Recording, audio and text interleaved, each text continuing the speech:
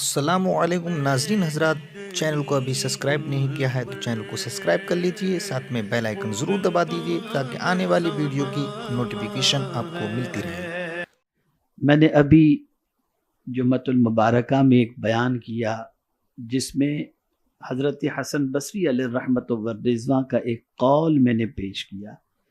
کسی نے آپ سے پوچھا کہ حج مبرور کی علامت کیا ہے، تو آپ ارشاد فرماتے ہیں کہ حج کو جانے والا حج سے پلٹنے کے بعد اگر اس کے دل میں دنیا کی محبت کم اور آخرت کی محبت زیادہ ہو جائے تو مبارک ہو، اللہ نے اسے حج مبرور کی سعادت عطا فرمائی۔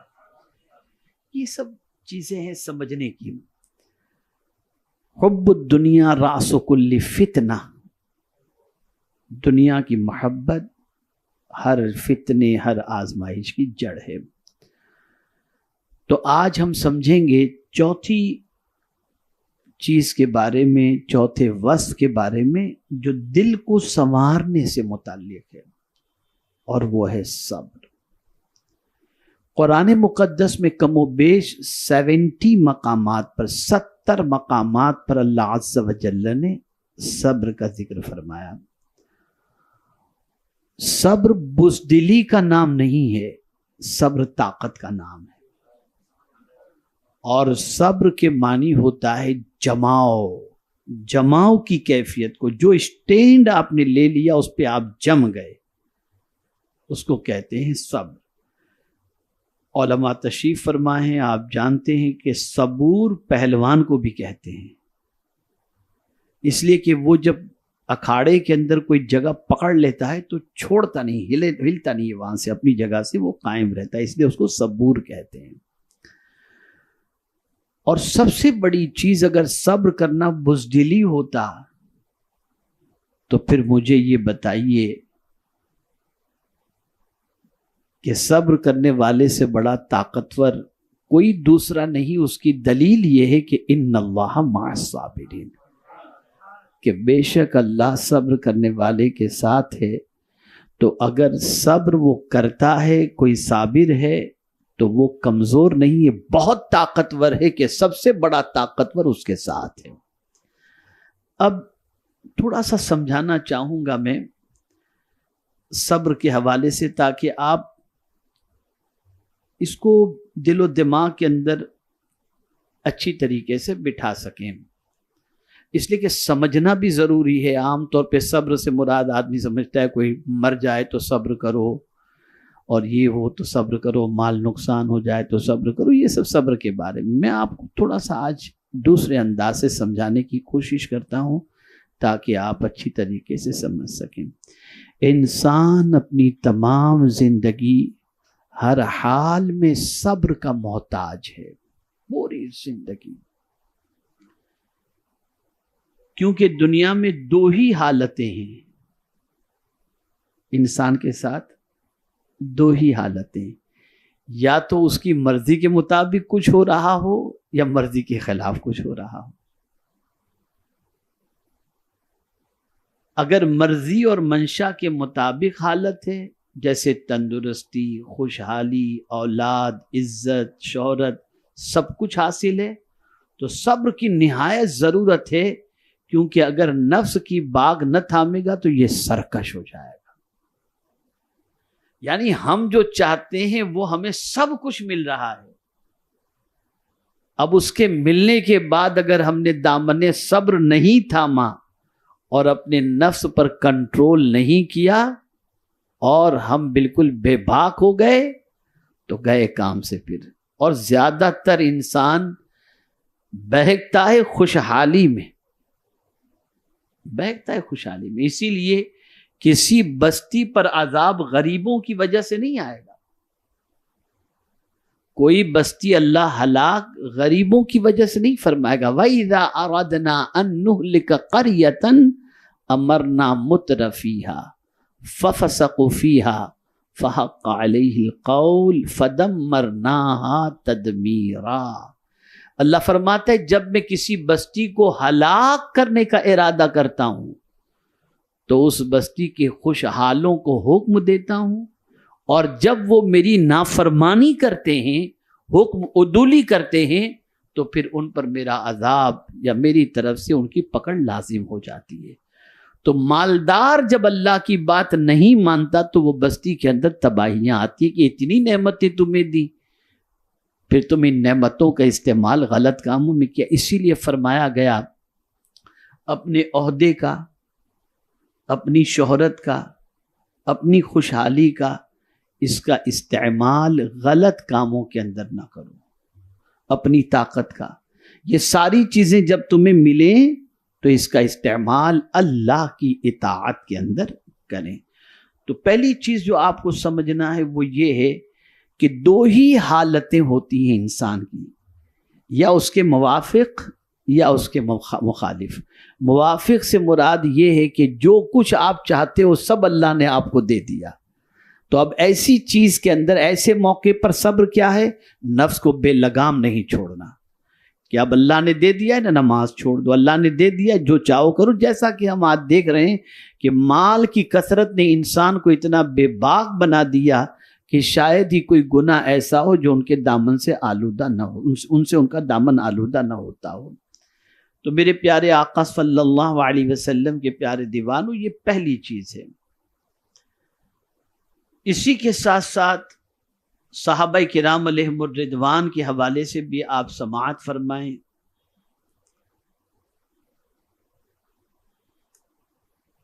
اور وہ یہ ہے کہ صحابہ کرام علیہم الرضوان فرماتے ہیں کہ ہم تنگی اور فقر کے فتنے میں ہوئے تو صابر نکلے۔ تنگی اور فقر کے فتنے میں، فتنے سے مراد آزمائش، فتنے میں مبتلا ہوئے تو صابر نکلے، مگر فراخی اور وسعت کے فتنے میں ہوئے تو صبر نہ کر سکے۔ جیسا کہ میں نے آپ کو بتایا، پہلے ہی میں نے عرض کیا، خوشحالی میں آدمی صبر نہیں۔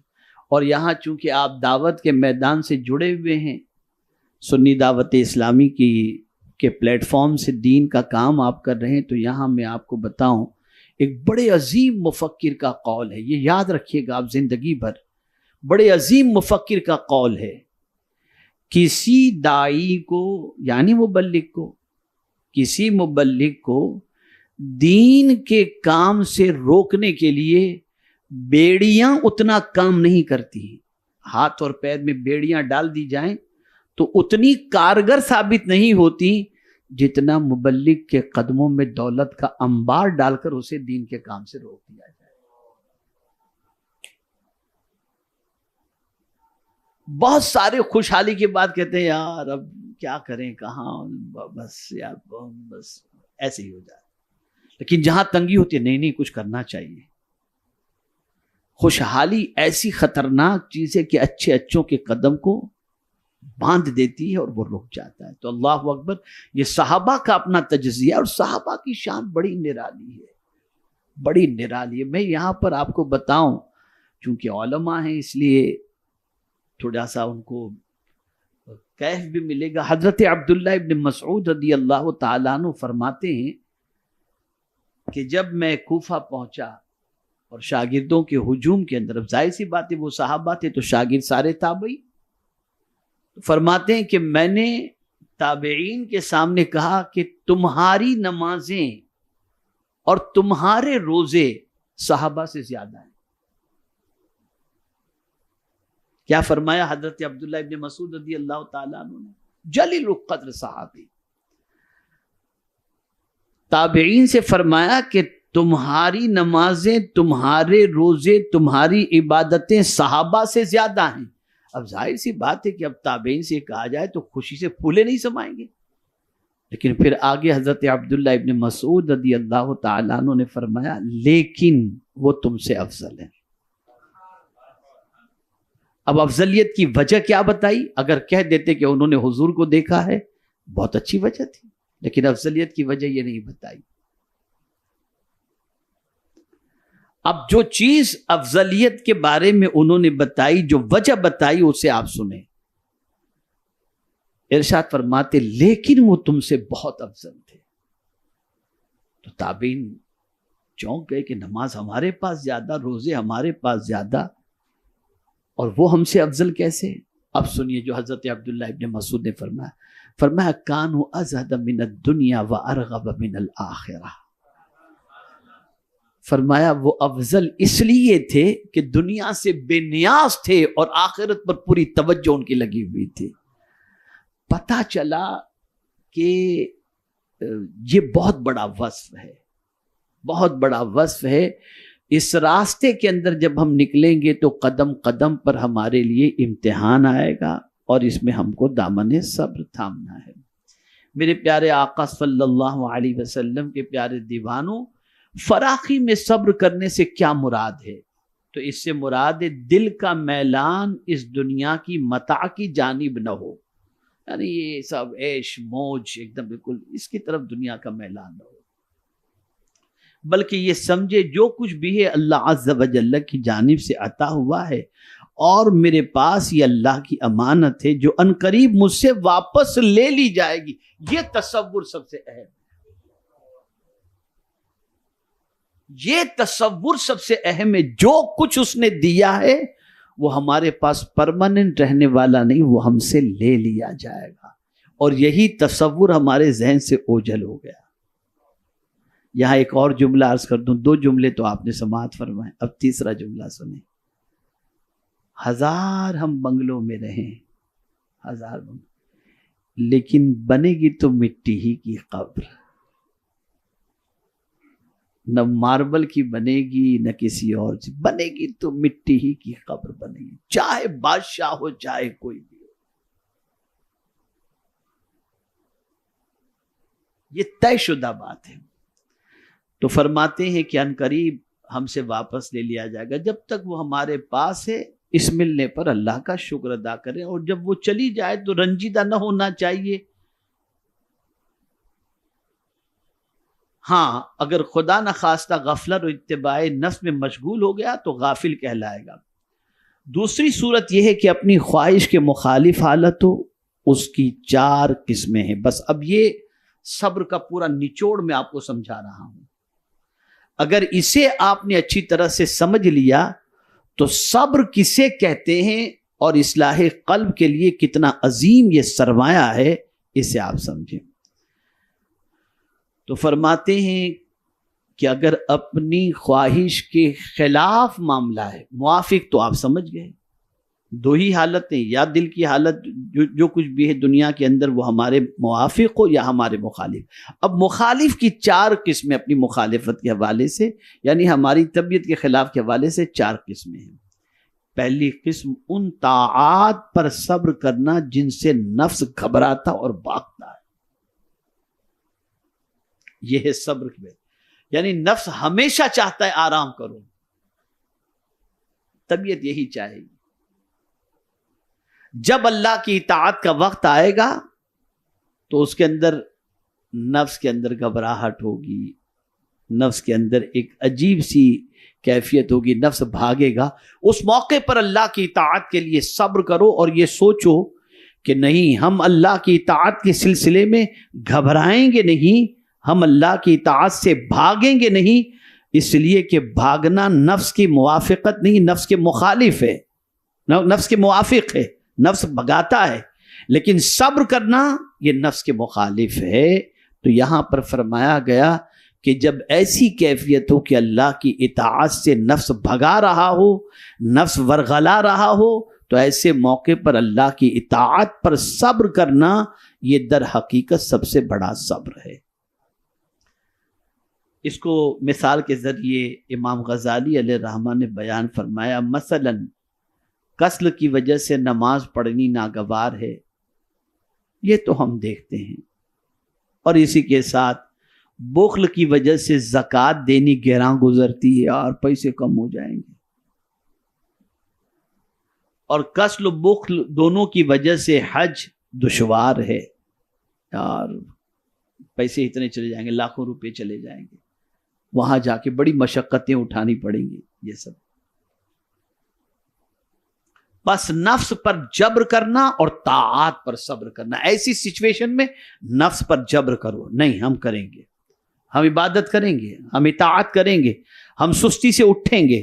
یہاں پر میں آپ کو خاص طور پر جو چیز بتانا چاہوں گا، مجھے یقین ہے کہ آپ میں سے کوئی بھی نماز فجر خاص طور پر نہیں چھوڑتے ہوں گے، لیکن میں اس موسم میں دیکھ رہا ہوں، اس موسم میں نے لوگوں کے مزاج کو دیکھا۔ میں مسجد میں فجر کے لیے جب نماز پڑھنے جاتا ہوں تو جب ٹھنڈی کے موسم میں یا رات بڑی تھی اس موسم میں جو نمازی نظر آتے تھے، اب فجر کے اندر اتنے نظر نہیں آتے ہیں، فجر میں کم نظر آتے ہیں، نمازی کم ہو جاتے ہیں، اس لیے کہ رات کو 2 بجے تک جاگنے کی عادت ہے۔ اب 2-2:30 بجے تک جاگیں گے تو 5 بجے اٹھیں گے کہاں سے وہ؟ اور بہت ساروں کو تو نماز کا ٹائم بھی نہیں معلوم ہوتا کہ طلوع کتنے بجے اور صبح صادق کتنے بجے، وقت کتنے بجے شروع ہوتا ہے، کچھ بھی نہیں معلوم۔ آپ چونکہ داعی دین ہیں اور اس راستے کے مسافر ہیں تو آپ کو اطاعت کے سلسلے میں اپنے نفس پر جبر کرنا پڑے گا، اور اس جبر کے اندر جو تکلیف پہنچے گی اس پر جو صبر کرنا ہے اس کا درجہ بہت بلند ہے۔ تو موافق اگر نہیں ہمارا نفس تو ہمیں جو ہے اس حالت کے اندر نفس پر جبر کر کے اللہ کی اطاعت کے موافق اور اس کے مطابق لانے کی کوشش کرنے میں ہمیں جو تکلیف ہو اس پر ہمیں صبر کرنا پڑے گا۔ اور جب نفس مطیع ہو گیا تو پھر 3 قسم کے صبر کا حکم ہے۔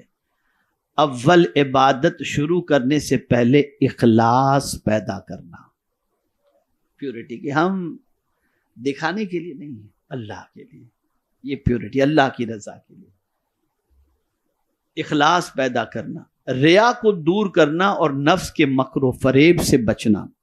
ریا بالکل دنیا کو دکھانے کے لیے نہیں، اور نفس کے مکر و فریب سے بچنا۔ دوسری حالت، عبادت میں صبر کرنا ضروری ہے تاکہ آداب و سنن و مستحبات کی ادائیگی میں سستی اور کاہلی نہ ہو، اور عبادت میں اول تا آخر حضور قلب قائم رہے۔ لا صلاۃ الا بحضور القلب، نماز اس وقت تک مکمل نہیں ہوتی جب تک کہ دل حاضر نہ ہو۔ اسی کے ساتھ ساتھ شیطانی وسوسوں اور نفس کے خطرات ایک لمحے کے لیے بھی پاس نہ آنے پائیں۔ تیسری چیز، فراغت پانے کے بعد صبر کرنے کی جدا ضرورت ہے کہ ریا اور شہرت کے طور پر اس کا اظہار اور لوگوں سے اپنی عبادت کا ذکر نہ کرتا پھرے۔ الغرض صبر کی ہر جگہ ضرورت ہے اور وہ ہر حالت میں نفس کو شاق گزرتا ہے۔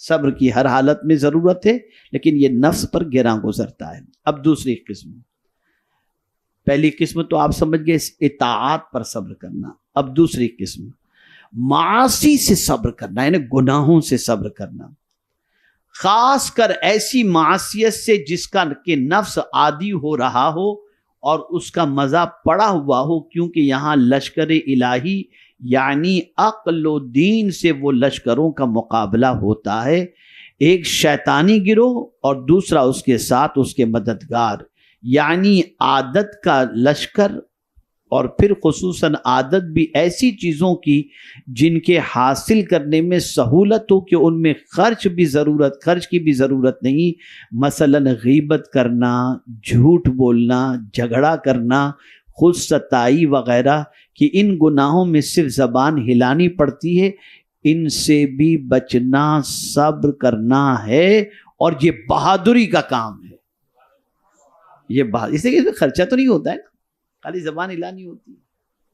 تو میں سمجھتا ہوں کہ آپ سب پڑھے لکھے ہیں، یہ اس کی اب وضاحت کی ضرورت نہیں، آپ سمجھ چکے ہوں گے۔ اب تیسری قسم، ان چیزوں سے صبر کرنا، یہ بہت خاص چیز ہے، یہ جو میں عرض کرنے جا رہا ہوں اس کو ذہن میں رکھو۔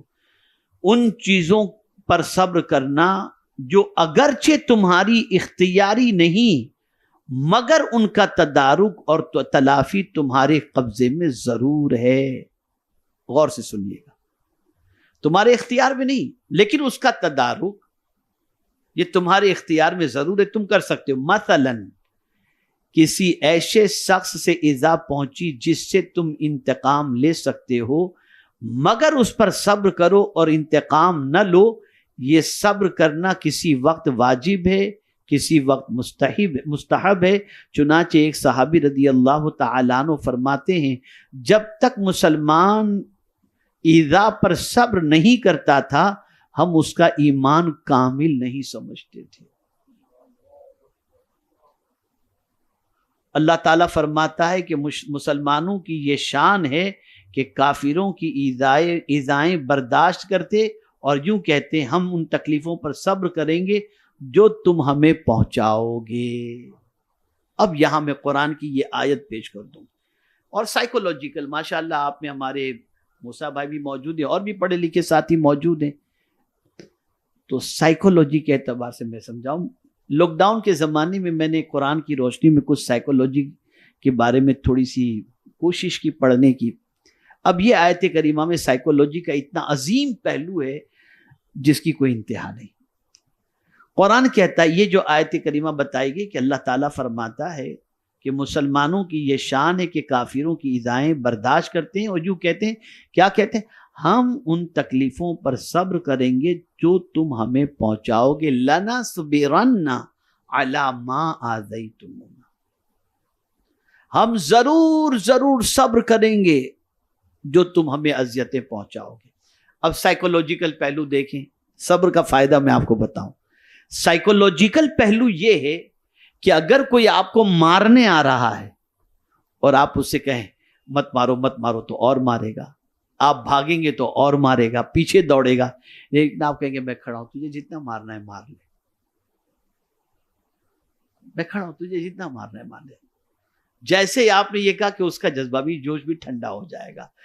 تو یہ نفسیاتی پہلو ہے، اور صحابہ اتنے بڑے سائیکولوجسٹ تھے جس کی کوئی انتہا نہیں۔ وہ جانتے تھے کہ ہم کیا اختیار کریں گے جس کی وجہ سے ہمارے پاس آنے والی مصیبتیں ٹل جائیں گی، اور یہ قرآن کی روشنی میں اللہ نے صحابہ کے اس قول کو پیش کیا، لَنَصْبِرَنَّ عَلَى مَا آذَيْتُمُونَا، ہم ضرور صبر کریں گے جو تم ہمیں تکلیف پہنچاؤ گے۔ تو اب جب تکلیف پہنچانے پر صبر کی بات ہوئی تو خود بخود تکلیف چھٹی ہوگی۔ تو یہ بڑی پیاری بات جو سمجھنے کے لائق تھی، یہ ہے تدارک کرنا۔ آپ کے اختیار میں نہیں ہے کہ کوئی آپ کے پیچھے آپ کی غیبت کرے، آپ کو ایذا پہنچائے، آپ کو تکلیف پہنچائے، یہ آپ کے اختیار میں نہیں ہے، لیکن اس کا تدارک صبر کے ذریعے کرنا یہ آپ کے اختیار میں ہے، یہ آپ کے اختیار میں۔ تو اس کا تدارک یہ صبر کا ایک پہلو ہے۔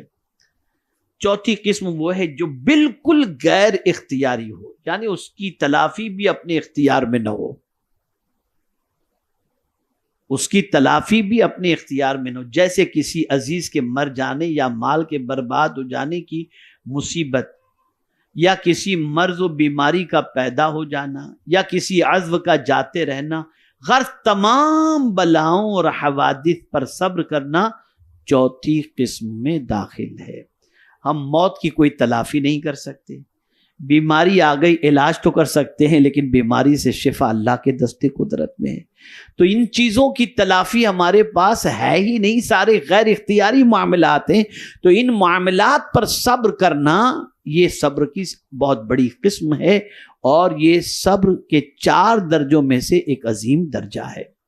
اب یہاں میں آپ کو صبر کے فائدے بتاؤں کہ صبر کے فائدے کیا ہیں۔ میرے پیارے آقا صلی اللہ علیہ وسلم کے پیارے دیوانوں، صبر کے فائدے کے بارے میں قرآن مقدس کے اندر آپ دیکھیں، دشمن آپ کے لیے پلاننگ کرتا ہے، ایسا کر دیں گے، یہ کریں گے، روز پلاننگ، روز منصوبے بنتے ہیں، ٹھیک ہے نا۔ اور کبھی ایسا ہوتا ہے کہ جملوں کے ذریعے آپ کو اذیت پہنچائی جاتی ہے، تو یہ در حقیقت اللہ کی طرف سے ایک امتحان ہوتا ہے، اور پروردگار نے کہا ایسا ہوگا، یعنی ایسا نہیں کہ نہیں ہوگا۔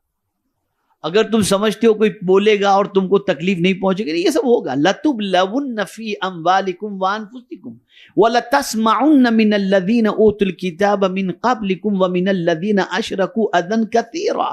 یہ قرآن کا واضح فرمان ہے، تمہاری ضرور آزمائش ہوگی تمہارے مالوں میں اور تمہاری جانوں میں، اور تم ضرور سنو گے یہود و نصارہ اور مشرکین سے اذیت دینے والی باتیں، یعنی ایسی بات سنو گے جس سے تم کو اذیت پہنچے گی۔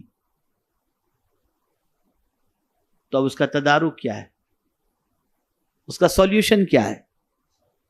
تو قرآن نے کہا وَإِن تَصْبِرُوا وَتَتَّقُوا فَإِنَّ ذَلِكَ مِنْ عَزْمِ الْأُمُورِ، تو اگر تم صبر کرو گے اور تقوی اختیار کرو گے تو یہ بہت ہمت کے کام ہیں، یہ بہت ہمت کے کام ہیں۔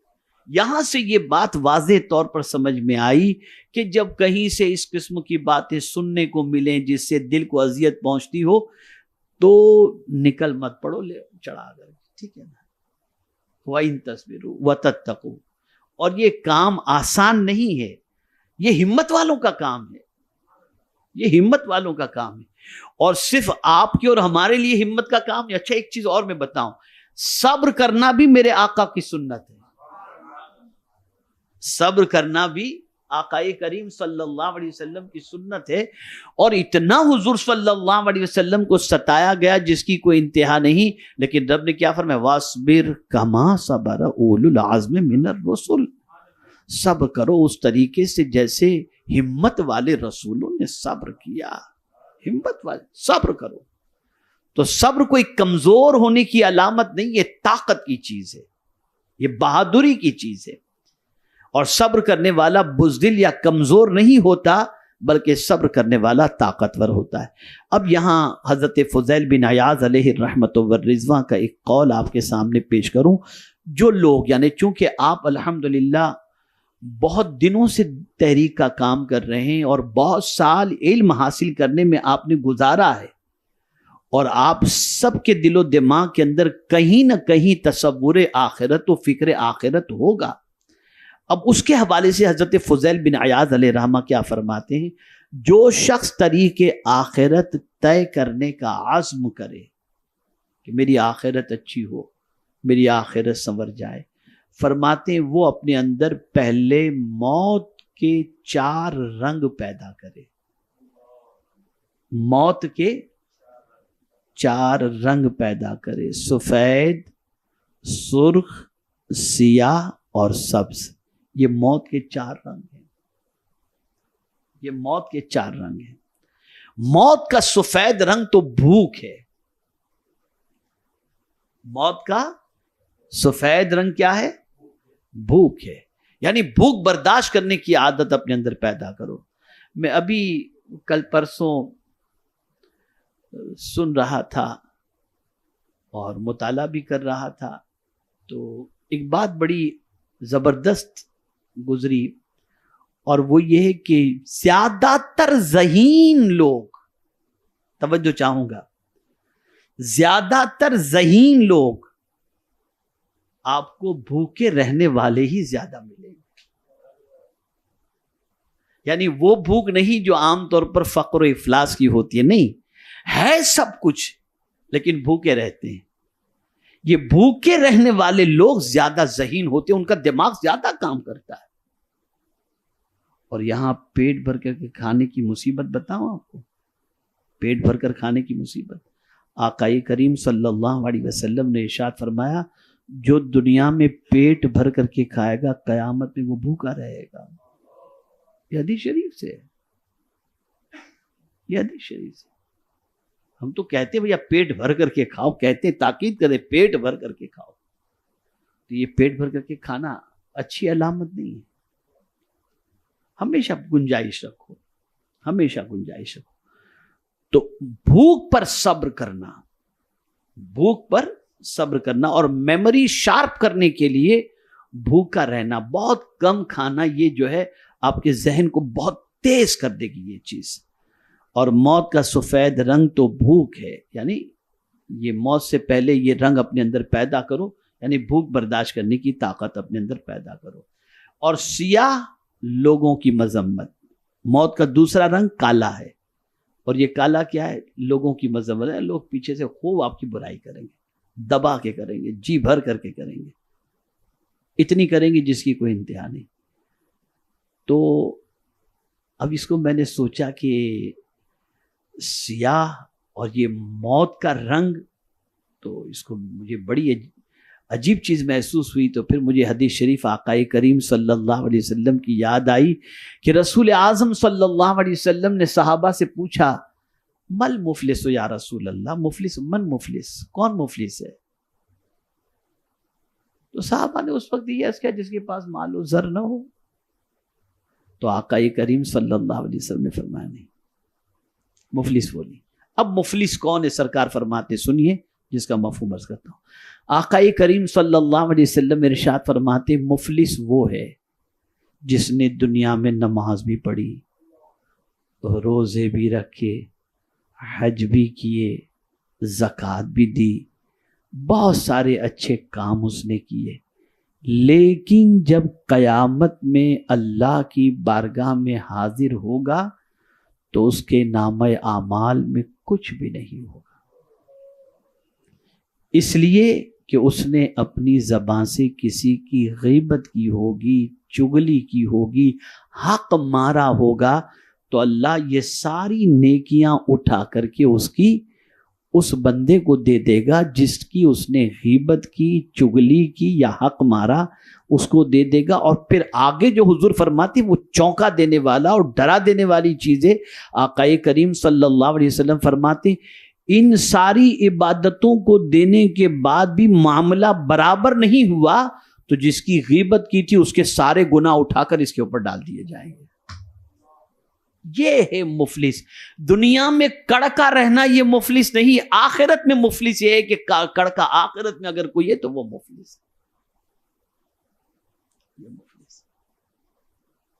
اسی لیے فرمایا کہ کوئی اذیت پہنچائے نا تو صبر کر لو، صبر کر لو۔ تیسری چیز مخالفت شیطان، اور یہ سرخ رنگ ہے مخالفت شیطان، یعنی اب دنیا کے اندر آپ اگر دیکھیں، اب اس کو سرخ سے تعبیر کیا، ٹھیک ہے نا؟ سرخ کے معنی کیا ہوتا ہے؟ بولیے، جہنم کی آگ کیسی ہے؟ بولیے، ٹھیک ہے نا؟ تو آگ کا رنگ تو آپ جانتے ہیں۔ اب اگر کوئی شخص شیطان کی مخالفت کرتا ہے تو گویا وہ اپنے آپ کو جہنم کی آگ سے بچانے کا انتظام کرتا ہے۔ اور کامیابی کیا ہے؟ فَمَنْ زُحْزِحَ عَنِ النَّارِ وَأُدْخِلَ الْجَنَّةَ فَقَدْ فَازَ، جو جہنم سے بچا لیا گیا اور جنت میں داخل کر دیا گیا بے شک وہ کامیاب ہوا۔ تو موت کا چوتھا رنگ جو ہے وہ سرخ ہے، تیسرا رنگ، اور یہ مخالفت شیطان۔ اور سبز حوادث ایام، یعنی روز مرہ آنے والی مشکلیں، مصیبتیں، یہ ساری چیزیں۔ ہمیں چاہیے کہ شیطان جب ہمیں ورغلائے تو اس پر ہم صبر کریں، اس کی بات میں نہ آئیں، اس کے ورغلانے پر نہ آئیں۔ اور یہ بات بھی یاد رکھیں کہ قرآن مقدس میں اللہ نے واضح لفظوں میں فرمایا، اور حضرت یوسف علیہ السلام کا یہ قول قرآن مقدس میں موجود ہے، وَمَا أُبَرِّئُ نَفْسِي إِنَّ النَّفْسَ لَأَمَّارَةٌ بِالسُّوءِ إِلَّا مَا رَحِمَ رَبِّي۔ نفس تو برائی کا حکم دیتا ہے لیکن بچ وہی سکتا ہے جس پر اللہ کرم فرما دے۔ اس لیے صبح اٹھتے شام سوتے اعوذ باللہ من الشیطان الرجیم، اعوذ باللہ من الشیطان الرجیم، اعوذ باللہ من الشیطان الرجیم، یہ پڑھتے رہیں تاکہ شیطان کے مکر و فریب سے بچ سکیں۔ اس کے بچائے سے یہ بندہ بچ سکتا ہے، ورنہ بڑے بڑے طاقتور کے پیر پھسل جاتے ہیں اس کے اندر۔ تو اور چوتھی چیز جو ہے آپ کو میں نے بتایا کہ روز مرہ آنے والی مصیبتیں اور یہ گردش ایام۔ اب اس کے لیے حضرت فضیل بن عیاض علیہ الرحمن نے سبز رنگ کا انتخاب فرمایا۔ یہ موت کا چوتھا رنگ سبز رنگ۔ سبز کیوں؟ حوادث ایام کے لیے انہوں نے سبز رنگ کا انتخاب کیوں کیا؟ اس لیے کہ یہ جو مصیبتیں ہیں نا، ان مصیبتوں پر صبر کا صلہ جنت ہے، بالکل جنت ہے۔ میں آپ کو بتاؤں، کسی بچے کے انتقال پر اگر اس کے گھر والوں نے صبر کرتے ہوئے کہا انا للہ و انا الیہ راجعون، تو جنت میں یہ کہنے والوں کے لیے اللہ ایک محل بنانے کا حکم دے گا جس کا نام ہی بیت الحمد رکھ دیا جائے گا۔ تو اگر کوئی مصائب پر صبر کرتا ہے تو اللہ تعالیٰ آقا کریم صلی اللہ علیہ وسلم کے صدقہ و طفیل جنت عطا فرماتا ہے۔ اب میں آپ کو صبر کے فائدے قرآن کی روشنی میں بتا دوں تاکہ اس پر عمل کرنا اور اس کی طرف قدم بڑھانا آسان ہو. ہمیں اور آپ کو اگر کوئی دنیا کا معزز انسان سلام لکھ کر کے بھیجتے واٹس ایپ پر، صبح اٹھے تو دیکھا حضور امین ملت کا سلام، حضور مفکر اسلام کا سلام، او یار آج تو حضرت کا میسج آیا تھا، حضرت نے سلام لکھا تھا، کتنی خوشی ہوتی ہے نا. نہ جانے کتنوں کو ہم دن بھر میں بول چکیں گے کس طرح کا سلام، لیکن اگر معصوم فرشتے سلام پیش کریں تو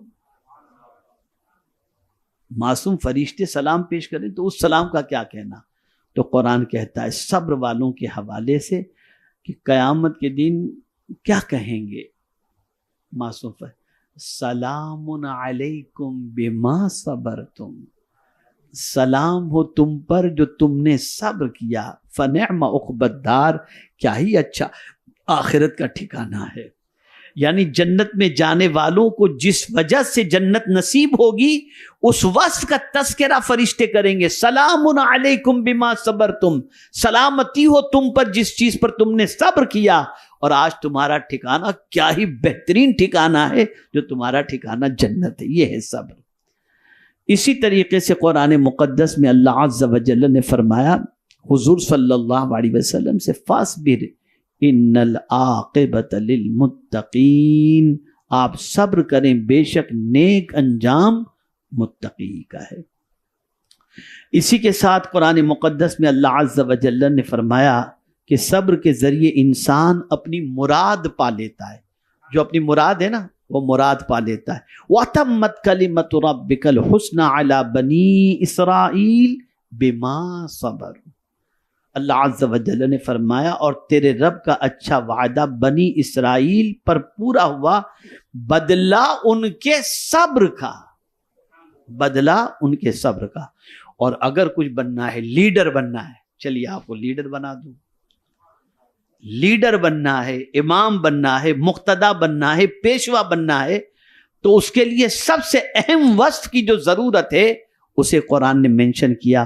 وَجَعَلْنَا مِنْهُمْ أَئِمَّةٌ يَهْدُونَ بِأَمْرِنَا لَمَّا صَبَرُوا، اور ہم نے ان کو ان کے صبر کے باعث لوگوں کا امام بنا دیا کہ ہمارے حکم سے لوگوں کی ہدایت کی تبلیغ کرتے تھے. یعنی اب ہدایت کی تبلیغ کرتے تھے، پتھر مارے جاتے تھے، صبر کرتے تھے، گالیاں دی جاتی تھی، صبر کرتے تھے. تو ان صبر کرنے والوں کو ہم نے لوگوں کا امام بنا دیا. تو اس راستے میں یہ چیز بہت ضروری ہے.